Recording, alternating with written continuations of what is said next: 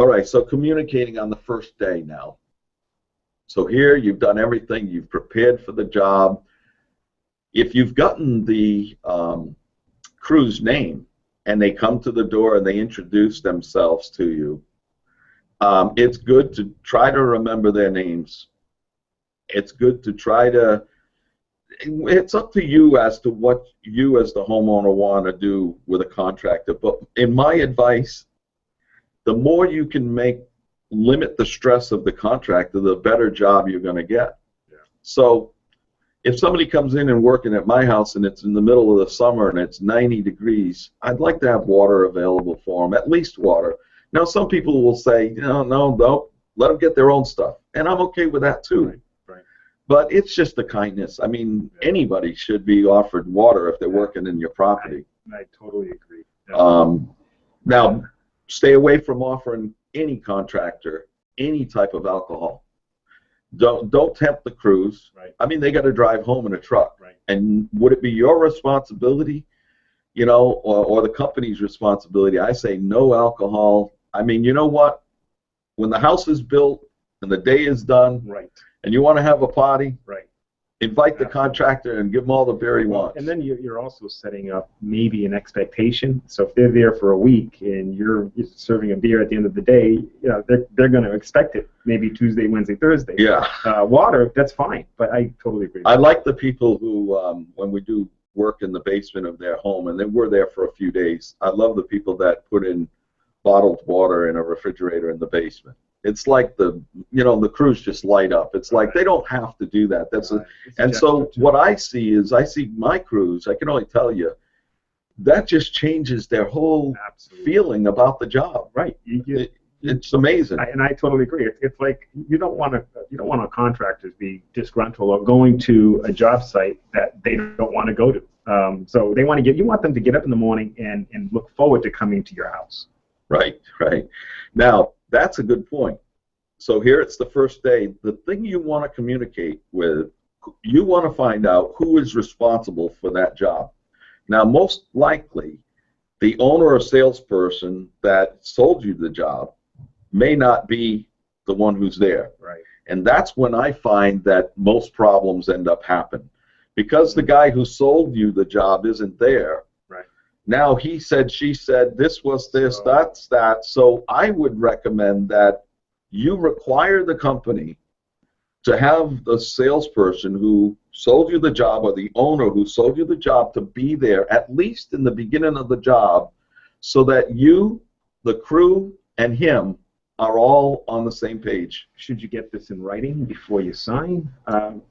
Well, that would tell you a lot about a contractor if you said, would you be here on the job in the beginning? Because I'm hearing, Steve, the worst thing that could happen is that you're communicating some of the goals and expectations, and then what you end up finding yourself, if that salesperson or that project manager isn't there, now you have to repeat and go through that whole process again and again and again, depending on who's showing up at your house.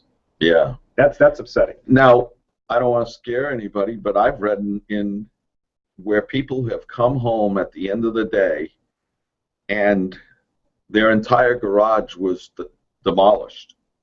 And imagine coming home and your whole garage of your house is gone, Joe.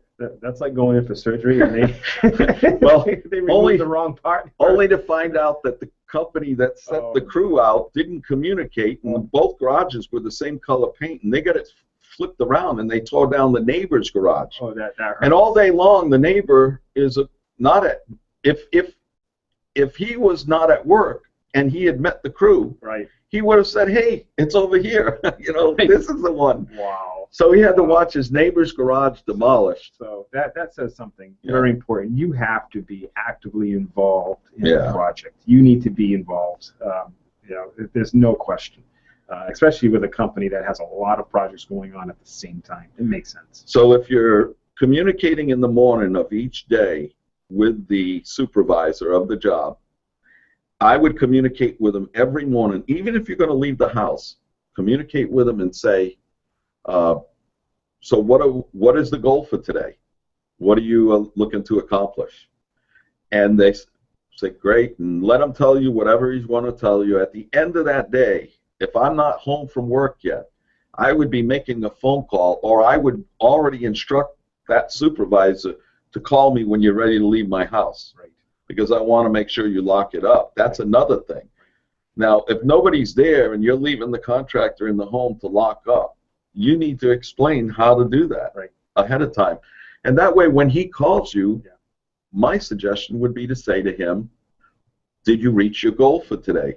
That you had already, that he told you in the morning. And if not, why not? Right.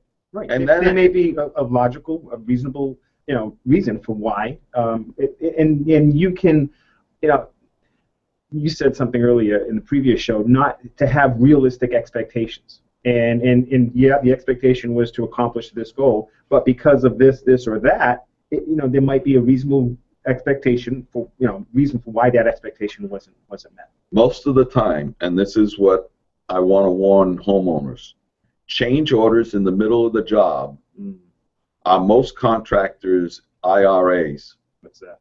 Well, it's their retirement account. Oh my goodness. Because all of a sudden now you've got this whole thing, and now, I would love to have a window here. Well, that changes the whole game. And it's going to cost you dearly, because if you would put the window in the original quote, it wouldn't be as much. But now that you're changing it halfway through the process, you can't blame the contractor. I've been there. I've done that. And the thing is how can I say this? You want that change so bad that they could tell you an inflated price, and you'd be, you're stuck. You're stuck, right? Yep. Yeah, so you have no bargaining chip. So it's better to make and stick to the deal, and then maybe do that plan later. If it's not, you can always ask, but usually it's going to get into the contractor's flow. See, he's got everything planned, and now you just threw something in because you saw but now that means I got to change the cabinet here, which now means I got 4 weeks to get this special ordered cabinet in, and all of a sudden it's a chain reaction. So the one little change you made actually can cause your own problem. So, in all due respect, that the contractor needs to charge what they charge, because it offsets the productivity or efficiency of not only your job, but now they may be having to reschedule or push another job down because it's going a day or two later, in regards to the project that they're in now. Yep. And what you want to do is try to keep the flow of the job moving, that you don't want that contractor off that job, not even for a day. Sometimes it might be if it's building a house or whatever, or a deck and it's raining. Right.